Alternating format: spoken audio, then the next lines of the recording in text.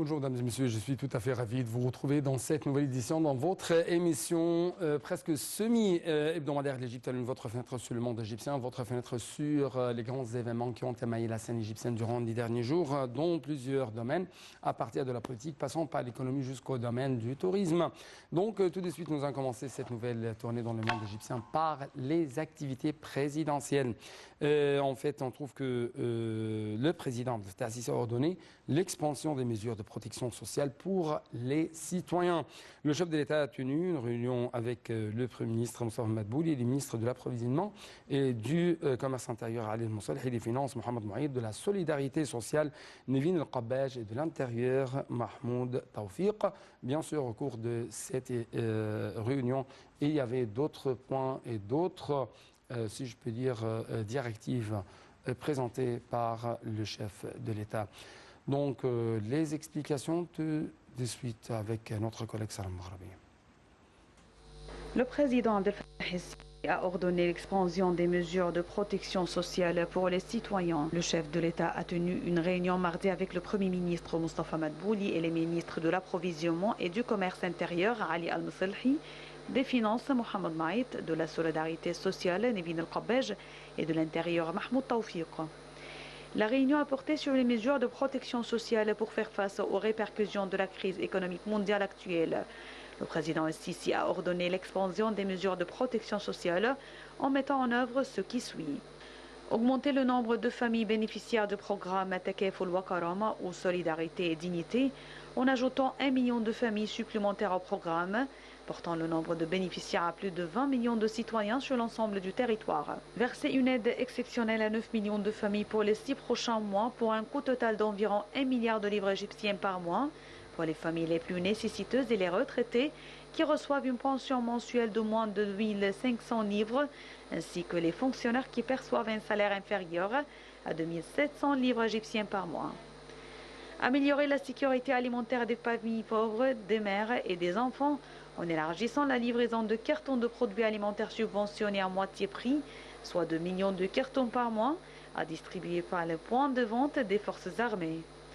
Le président el-Sisi a également suivi la situation actuelle du stock des produits stratégiques de base, où le ministre de l'Approvisionnement a expliqué que le stock de ces produits est suffisant pour une période de 7 mois, soulignant que l'État a développé ses capacités de stockage grâce à la mise en place du système de silos.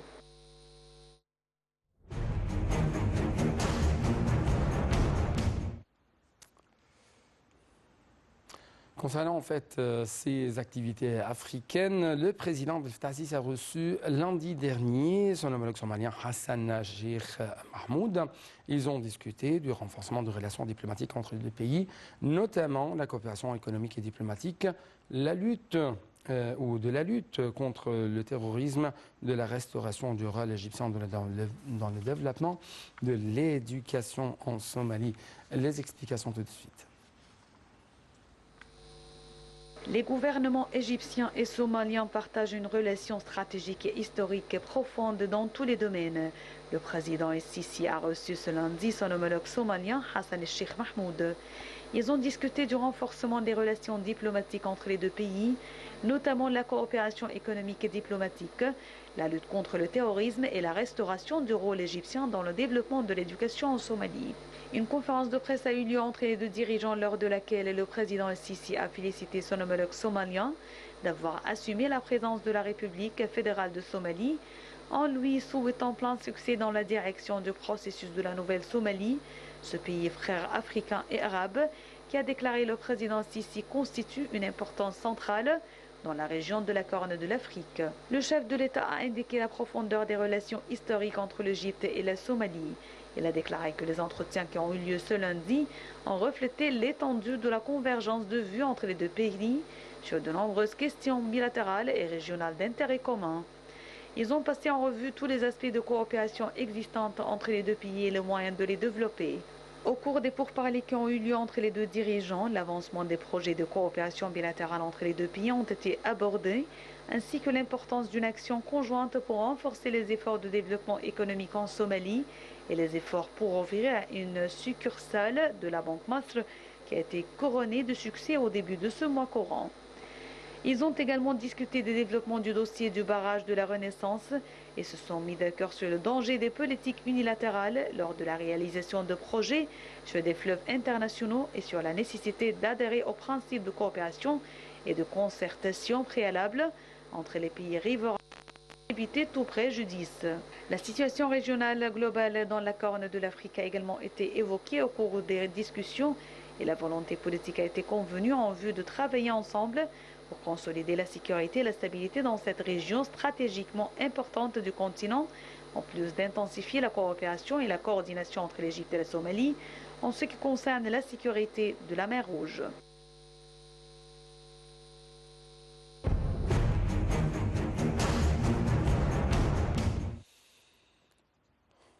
Sur le plan international, le président Fattah al-Sisi a reçu le ministre russe des Affaires étrangères Sergei Lavrov au palais présidentiel d'Al-Ittihadiyya. La réunion a abordé certaines questions bilatérales dans le cadre des relations de coopération distinguées et historiques qui unissent l'Égypte et la Russie dans divers domaines, en particulier la coopération dans les domaines de l'approvisionnement en céréales et en denrées alimentaires ainsi que du pétrole, du gaz.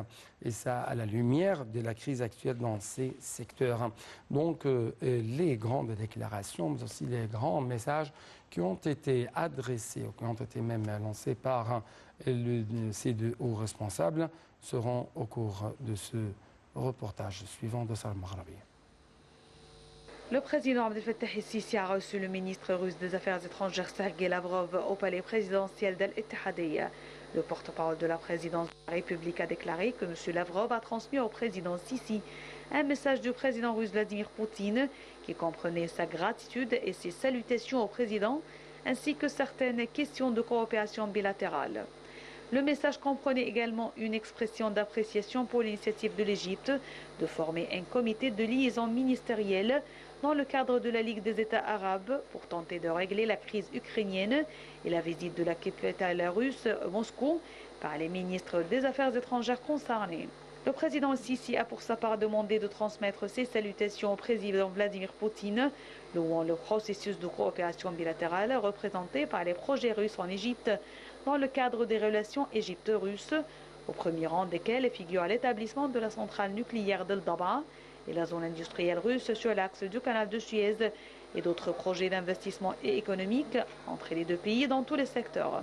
Le porte-parole a ajouté que M. Lavrov a informé le président Sisi des derniers développements concernant la crise ukrainienne et des dernières initiatives russes dans ce contexte au niveau international. Dans ce contexte, le chef de l'État a souligné l'importance de donner la priorité au dialogue et aux solutions diplomatiques à la crise, affirmant le soutien de l'Égypte à tous les efforts pour régler rapidement la crise politiquement, afin de maintenir la stabilité et la sécurité internationale, et la volonté de l'Égypte de soutenir cette voie par ses contacts et mouvements internationaux avec toutes les forces actives, que ce soit dans le cadre bilatéral ou multilatéral. Selon le porte-parole, la réunion a également abordé certaines questions bilatérales dans le cadre des relations de coopération distinguées historiques qui unissent l'Égypte et la Russie dans divers domaines, en particulier la coopération dans les domaines de l'approvisionnement en céréales et en denrées alimentaires, ainsi que du pétrole et du gaz, à la lumière de la crise actuelle dans ces secteurs.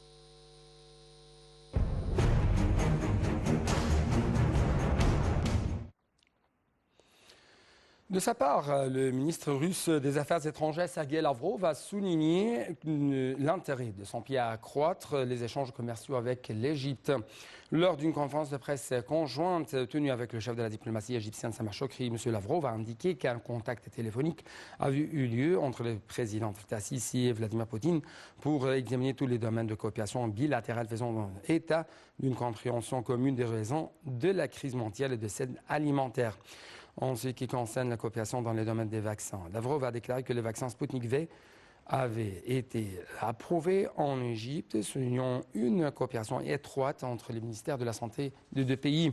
Le ministre russe a donc précisé avoir examiné avec M. Shoukry plusieurs sujets, en particulier le rôle de l'Égypte en Afrique, quant au conflit arabo-israélien, ou concernant plutôt le conflit arabo-israélien. M. Lavrov a souligné la nécessité de mettre fin à ce conflit et qu'un État palestinien indépendant soit établi aux frontières de 4 juin de 1967 avec Jérusalem-Est comme capitale et la mise en œuvre des résolutions pertinentes du Conseil de sécurité. Concernant la Libye, le ministre russe des Affaires étrangères a appelé au soutien des Nations Unies pour régler la situation en Libye. À propos de la crise syrienne, le chef de l'État, plutôt le chef de la diplomatie russe a souligné l'importance de trouver une solution fondamentale reposant sur la reconnaissance du contrôle de la Syrie sur son territoire, le droit du peuple syrien à l'autodétermination.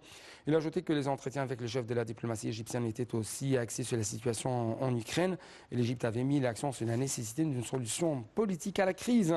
Dans un autre contexte, M. Lavrov a déclaré que le sommet Russie-Afrique se tiendrait prochainement, saluant à cet égard l'initiative de l'Égypte visant à rejoindre le forum de Shanghai.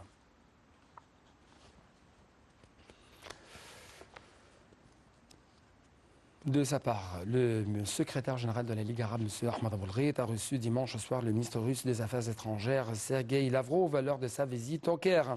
Le porte-parole officiel du secrétaire général a déclaré que M. Aboulghait a eu des discussions approfondies avec le ministre russe et la délégation qui l'accompagne. Des discussions qui ont traité toutes les questions d'intérêt commun. Les derniers développements de coopération bilatérale ont été discutés dans le cadre du mémorandum d'accord signé entre les deux parties, ainsi que du mémorandum de coopération pour la création du Forum de coopération arabo-russe qui tiendra sa 6e session lorsque les conditions seront appropriées. La réunion a été marquée également par un échange de vues entre les deux parties sur un certain nombre de questions régionales et internationales, notamment l'évolution de la situation en Ukraine. Le secrétaire général de la Ligue arabe et le ministre russe ont d'eux-mêmes abordé le dossier de la guerre en Ukraine et ses diverses répercussions sur le monde et la région arabe. Le porte-parole a de même déclaré que les pourparlers avaient aussi porté sur l'évolution de la question palestinienne. M. Aboulghait ayant fait part au ministre russe des Affaires étrangères de sa profonde préoccupation de l'insistance d'Israël à maintenir la situation actuelle dans laquelle les souffrances des Palestiniens se poursuivent en l'absence de toute perspective de résolution du conflit. Les deux parties ont également examiné l'évolution de la crise syrienne à la lumière des résultats du sommet de Téhéran entre la Russie, l'Iran et la Turquie. Après sa rencontre avec le secrétaire général, le ministre russe des Affaires étrangères a prononcé un discours devant le Conseil de la Ligue arabe au niveau des délégués permanents qui a porté sur les positions de Moscou sur l'évolution de la guerre en Ukraine ainsi que sur diverses questions régionales.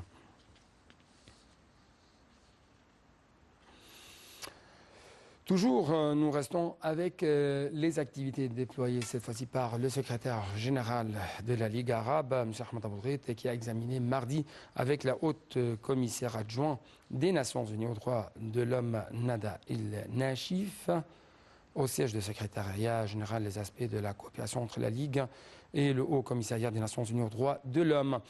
L'entretien intervient en marge des travaux de la 4e réunion régionale de haut niveau pour protéger et renforcer les droits de l'homme tenus à la Ligue sur les titres les effets des crises sur les droits de l'homme, la pandémie de Covid-19 comme un modèle de concert avec la Ligue arabe, avec même le bureau du Haut Commissaire des Nations Unies aux droits de l'homme.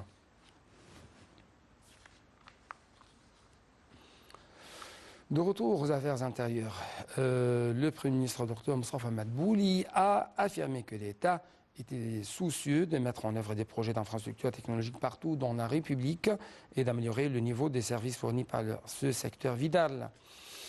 Lors d'une réunion tenue lundi soir avec le ministre de Communication, des Technologies d'Information, Hamda Talat, pour suivre l'avancement des projets exécutés par le ministère des TIC, M. Madbouli a souligné le rôle du secteur des TIC dans l'amélioration des services dispensés aux citoyens dans les divers domaines via l'extension de l'utilisation des systèmes de la transformation numérique.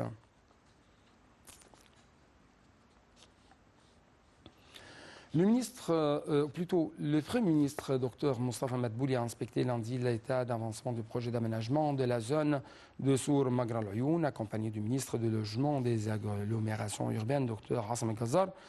du gouverneur de Caire, Khaleda Abdellah, et un certain nombre de responsables. Au cours de cette visite, le Premier ministre a souligné l'importance d'accélérer les rythmes de mise en œuvre de ce projet, notamment l'achèvement de travaux de coordination générale sur les sites, tout en respectant le schéma architectural. Étant donné qu'il s'agit d'une zone d'importance historique, ceci intervient en fait dans le cadre du plan de l'État visant à préserver l'aspect civilisé de la ville du Caire et sa valeur en tant que destination touristique et culturelle tout à fait unique, tout à fait distincte.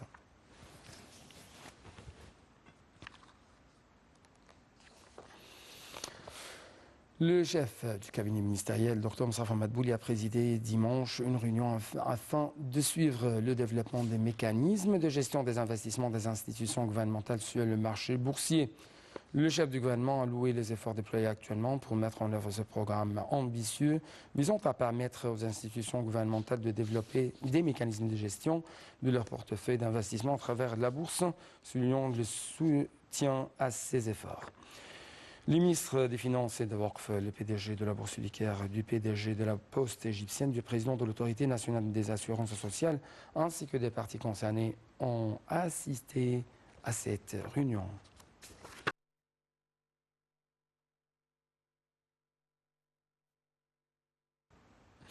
Donc, on va être ensemble dans une autre, si je peux dire, tournée dans le monde de chiffres égyptiens, mais justement après cette petite pause.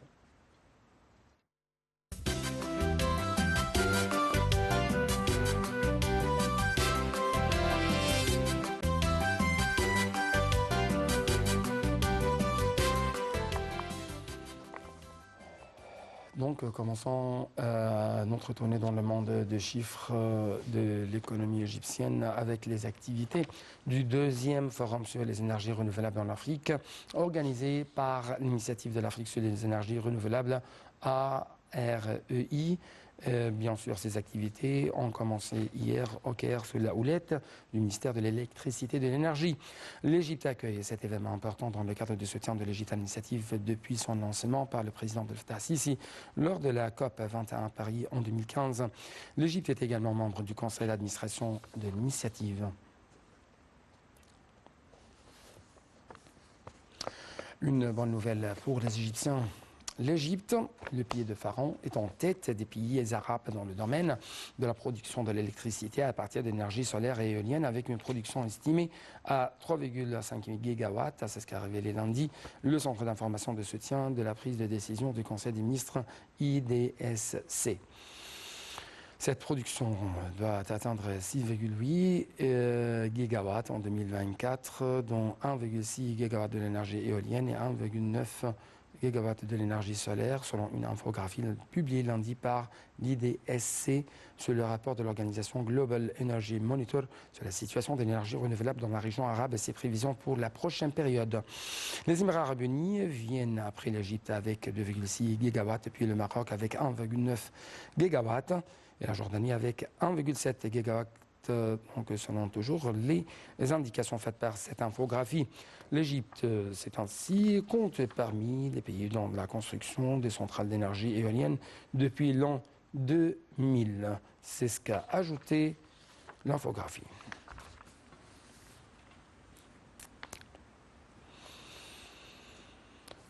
Dr Rania Al-Machar discute des efforts conjoints dans le domaine de l'action climatique avec la mission de la Société financière internationale. Donc, avec plus d'explications, notre ministre de coopération internationale s'est réuni avec la mission de la Société financière internationale, la branche du groupe de la Banque mondiale pour le financement du secteur privé, dirigé par le directeur régional pour l'Afrique du Nord, M. Cheikh Omar Saïela. Le directeur de l'unité commerciale climatique et la Société financière internationale, M. Vivek Pathak, et la directrice par intérim de la Société financière internationale en Égypte, en Libye, Mme Yasmine El-Hinni. Lors de la réunion, ils ont discuté de l'exploration des opportunités de coopération conjointe dans le domaine du financement de développement en Égypte et la présentation du programme NOWAIFI,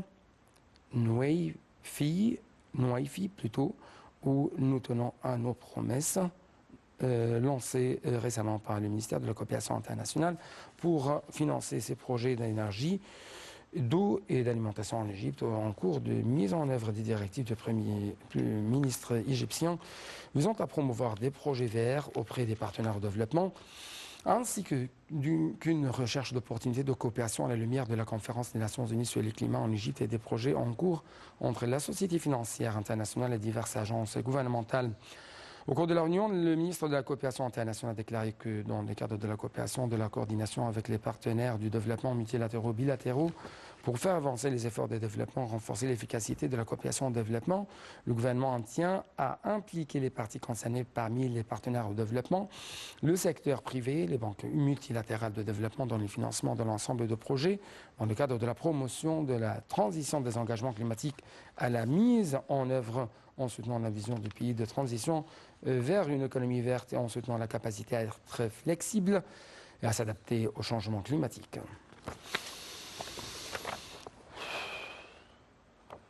Donc, passons à un autre sujet très important, il s'agit du volume des échanges commerciaux entre l'Égypte et l'Inde. Bien sûr, le volume a augmenté d'environ 60% entre les deux côtés en 2021 pour atteindre 6,272 milliards de dollars contre 3,917 milliards de dollars en 2021. C'est ce qu'a déclaré en fait le mardi le président de la Fédération générale des chambres de commerce, FGCC, Brahim El-Arabi, également président de l'Union des chambres africaines de commerce, d'industrie, d'agriculture et de métiers. Dans son allocution d'ouverture du forum d'affaires égypto-indien organisé par la Fédération générale des chambres de commerce, prononçant son nom par le député Khaled Abou Wafa, membre du Sénat, membre du conseil d'administration de la Fédération pour la chambre de commerce à Sohag, M. El-Arabi a indiqué que les exportations égyptiennes vers l'Inde représentaient 7,4% du total des exportations égyptiennes vers le monde. Et là, il a de même souligné que les exportations égyptiennes vers l'Inde s'élevaient à 2,992 milliards de dollars en 2021 contre 1,768 milliards de dollars en 2020 et que les exportations indiennes vers l'Égypte se sont élevées à 3,280 milliards de dollars en 2021. M. El-Arabi a de même noté qu'environ 450 entreprises indiennes opéraient sur le marché égyptien avec une valeur d'investissement totale d'environ 3 milliards de dollars dans les domaines du textile, du prêt-à-porter, de l'énergie, des produits chimiques, des technologies de l'information, des pièces automobiles et des préparations médicales.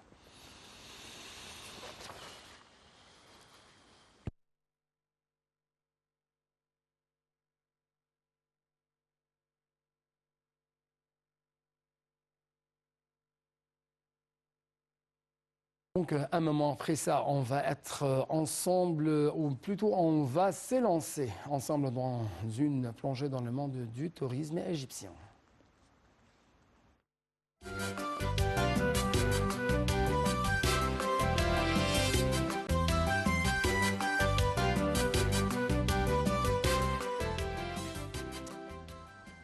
Notre tournée égyptienne va commencer par le site de Sainte-Catherine. En fait, le ministre de l'Habitat et des Communautés urbaines, Rasim Gazzar, a fait le point sur le projet de développement du site de transfiguration à Sainte-Catherine. C'était en présence des responsables du ministère, de l'agence centrale pour la reconstruction. Le ministre a jugé important d'intensifier les travaux en cours afin d'accélérer l'achèvement du projet dans les délais et selon le plus haut niveau de qualité, qualifiant ainsi ce site unique au niveau mondial, étant le lieu des 3 religions monothéistes.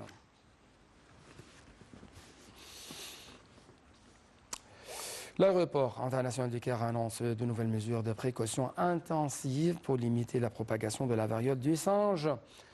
À cet égard, on trouve que les autorités de quarantaine de l'aéroport international du Caire avaient annoncé la prise de nouvelles mesures de précautions intensives pour limiter la propagation de la variole des singes après que l'Organisation mondiale de la santé a déclaré l'état d'urgence en raison de l'augmentation d'infections dans le monde. Plusieurs mesures exceptionnelles seront donc prises par les aéroports égyptiens pour réduire toute possibilité de propagation de maladies épidémiques.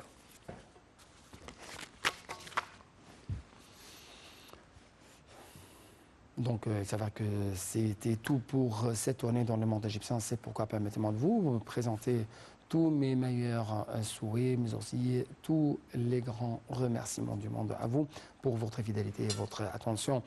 Il ne me reste que vous dire merci et à la prochaine.